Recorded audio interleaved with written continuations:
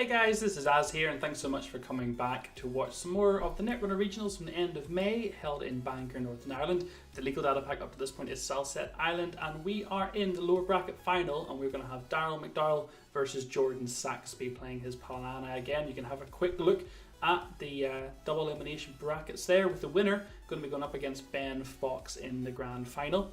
It's worth noting here that we have seen Jordan play his corp quite a bit looking back, and basically these guys, whenever they came together, they both played more corp than runner, so I believe it was randomised that Jordan would go ahead and play his corp. And Daryl on the left here rocking his ever so aggressive max deck again. We've seen this a couple of times I believe on stream.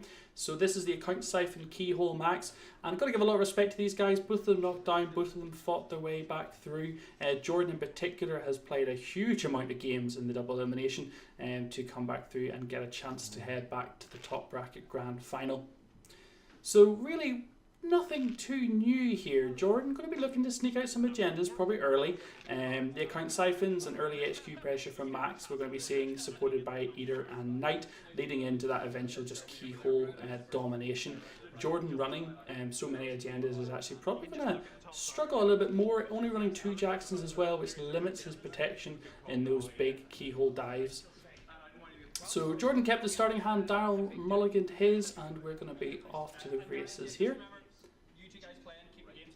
Again, there was quite a bit of focus now at this point. It was really coming down to it. A lot of players had gone home, but many of the guys that made the double elimination in top 8 decided to hang around. So I think you hear me saying a little bit at the start, guys, just remember to let these guys focus and don't interrupt their play. Jordan just rearranging his servers. And Daryl pointing out his homemade custom map, where he actually has a reversible map that he swaps around to keep himself right for servers, which I respect. Although he does play Archives HQR&D, which I must admit I'm not at all a fan of. So ice sweeps, and we're going to see what, like, was that a wanton destruction, or have I had worse there? I think it was a wanton destruction and Corroder hit the bin. Love that all art Corroder. And day job, nice turn 1 for Max. Enables her to play all the cards she's going to draw into in subsequent turns.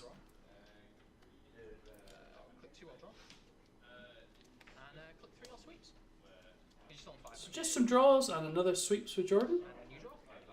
Both sides moneying up pretty heavily. Same old thing, I've had worse hits the bin. That Queen's Gambit could be interesting.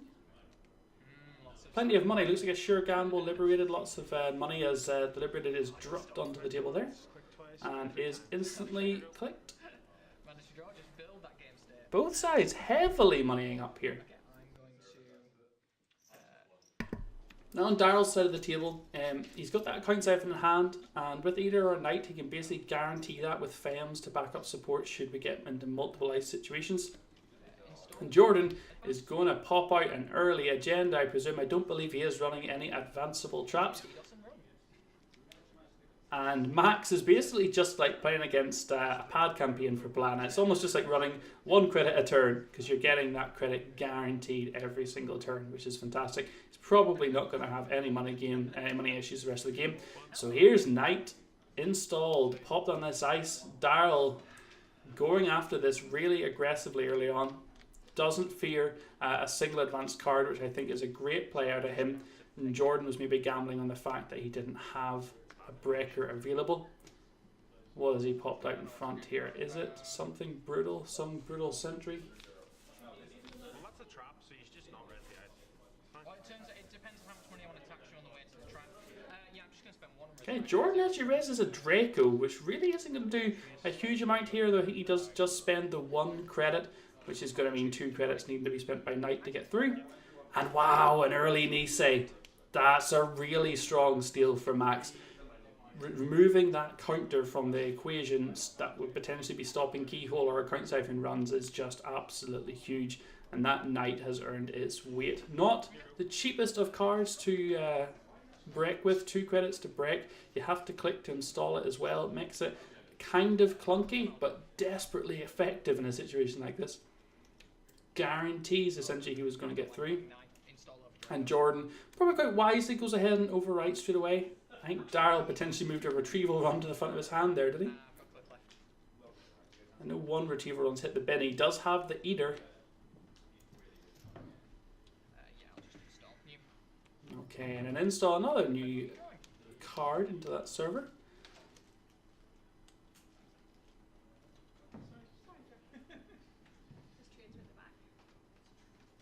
So I must admit, for Daryl here, the Eater account siphon could really be on the cards. Keep his economy high and keep Jordan's just a little bit low. He does decide to Eater.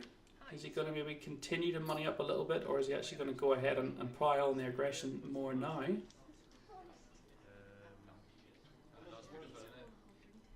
Could see the Queen Gambit drop here. Maybe it's highly likely he thinks that Jordan's trying to trap him. He's really having a good think about whether he wants to take the risk. Funny enough, if you watch back one of the previous games, Queen's Gambit did backfire against Daryl. I don't know if that's factoring into his thought process here. But no matter what that is, Denise is certainly good on his side of the table. He is going to Queen's Gambit this card, advance it 3 times.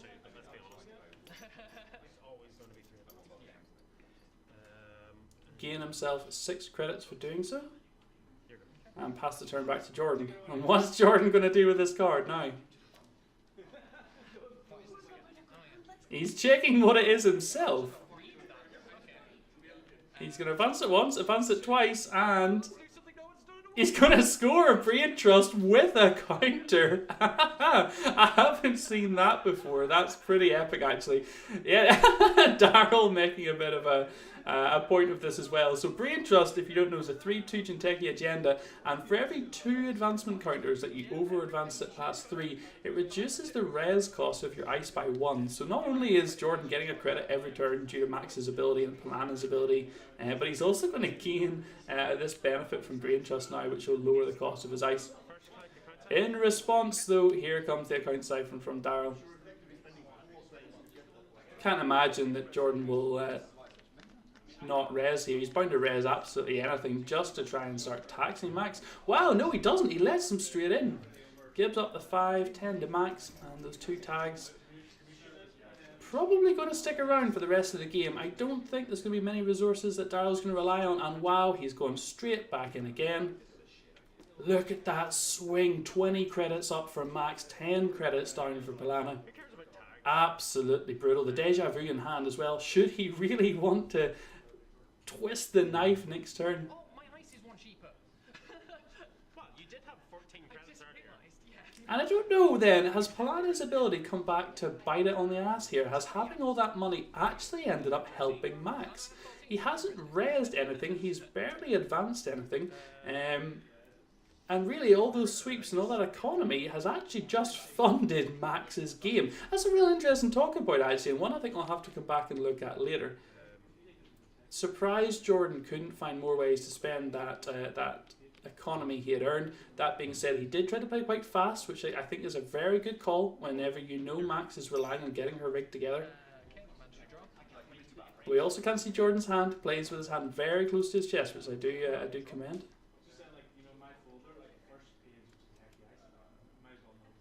Got to imagine that his opportunity to install and res big ice is now really past, and he's going to have to take a few turns to consolidate. Meanwhile, Daryl's probably looking for that keyhole.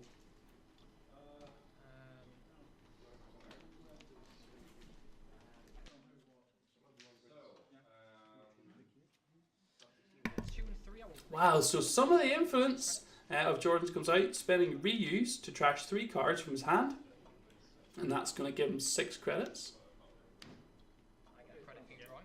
I wonder if he's cleared out some agendas from his hand potentially, and that's potentially a Jackson in the remote.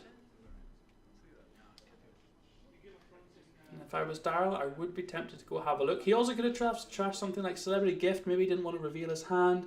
Maybe he doesn't feel like Daryl's going to take any of his traps. He might get rid of some of them. So an interesting play here from Jordan. Daryl, counting the cards in his deck, could be to try and find out how likely he's going to get a keyhole. I don't think I've seen one hit the bin, but he does have a retrieval run in hand.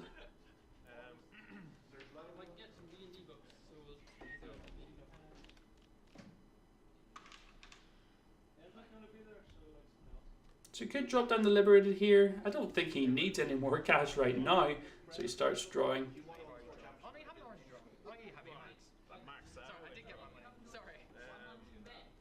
Turntable hits the table. Oh, that's going to be fun. I'm going to lose my bridge. And Jordan exclaiming straight away that there's every chance that he might lose his brain trust counter here. The unlikely occurrence that even comes up in a game, and now could go back to the runner's side, which would be absolutely brutal. And wow, yeah, here we go. The deja vu account siphon. You can spend one every time you get. Yeah, and Jordan, I'm not too sure why Jordan didn't res that in the first place, actually. It only costs Max a credit, but why? It only costs him a credit as well, so... Fun times. Man should roll.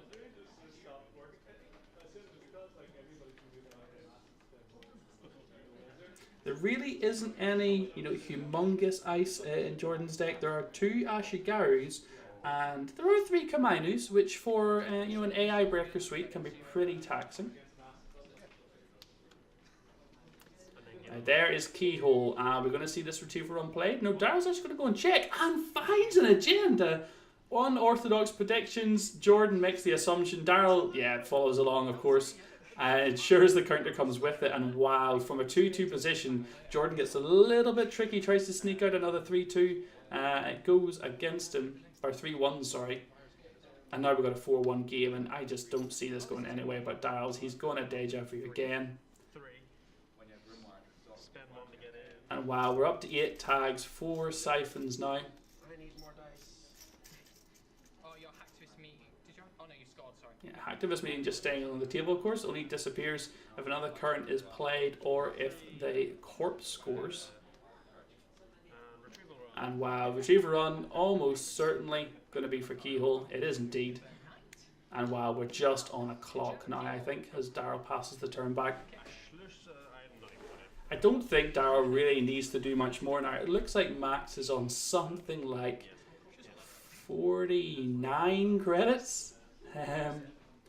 So I'm pretty sure there's going to be enough credits to get through as many keyholes as he needs. What do you do as Jordan here? Daryl has run essentially everything except for this kind of unadvanced card sitting in the remote now. There's no point trying to sneak anything out because I don't know if Daryl will care now. I think the 4-click keyholes are highly likely. Do you dig for your Jackson? Do you dig to try and make your R&D a little bit more taxing? Because even a Kamainu or an Ashigaru could really limit the number of times the runner can get into R&D. Inazuma, also pretty expensive. 1 swordsman only in Jordan's deck. So he has thrown out another remote. I don't believe he runs anything that could kill trap-wise. No, he doesn't. In the bin, we see a swordsman. Wow. Oh, sorry, forgive me, that was a keyhole. I took my eyes off the game to look at the deck list for a second. So Swordsman hits the bin, and that's pretty sad times for Jordan. That would have been really helpful. This is where the deck just goes on autopilot. Yeah, and Daryl just admitting there that now he's just, he's autopiloting now at this point. He's done everything he's need to do to get set up, to get going, to apply pressure, and now he's just going into autopilot mode. And oh, look at that. Interesting choice. I do like this. He had a choice between a Medical Breakthrough and a Jackson Hard, and chose the Jackson Hard. Not only does that take one of the only 2 Jackson Hards out of Jordan's deck, but it doesn't give Jordan the opportunity to have that 3-2 Medical Breakthrough score. Medical Breakthrough is still active in the runner score area. 3 more cards. Oh, there's 2 agendas, the Nisei and the Brain Trust. I imagine Daryl's just probably going to go and pick this up. Yes, he is. Is it a Jackson in the remote? No, it's not. And it was 2 celebrity gifts he binned with the reuse and an Inazuma.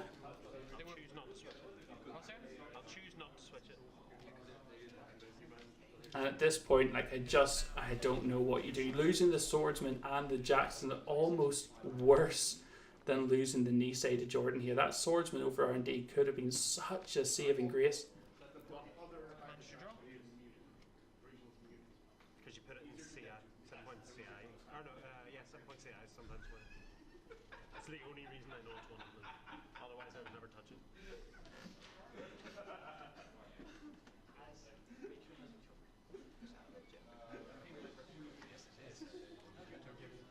So Jordan having a really good think here, and I must admit, looking at this game now, I don't know how well he knows his deck or how well he's able to count the percentage chances, but 4 keyholes. In start at 2 credits, you're very tagged, yes, we all know. No, I was wondering about shenanigans. Yeah, the 8 tags, very relevant when you run absolutely 0 resources and you're playing against a deck which runs absolutely 0 tag punishment. Jordan, if he was running an exchange of information deck, would probably be much happier. And oh wow, Daryl decides to check the outside remote just before he starts his keyhole mills, and boy does he check it right. Every run he made there was pretty spot on. The Queen's Gambit really didn't come back to hurt him at all in the end. I actually gave him an extra point as it turned out. And yeah, Daryl's going to go back into the upper bracket to fight Ben Fox in the grand final, guys. Ben Fox, he knocked Daryl down. You can follow that game on the right hand side if you're up in the next day or two. And on the left hand side, you can go back and watch more of the lower bracket if you wish. Thanks so much as ever for joining and watching along. All the very best.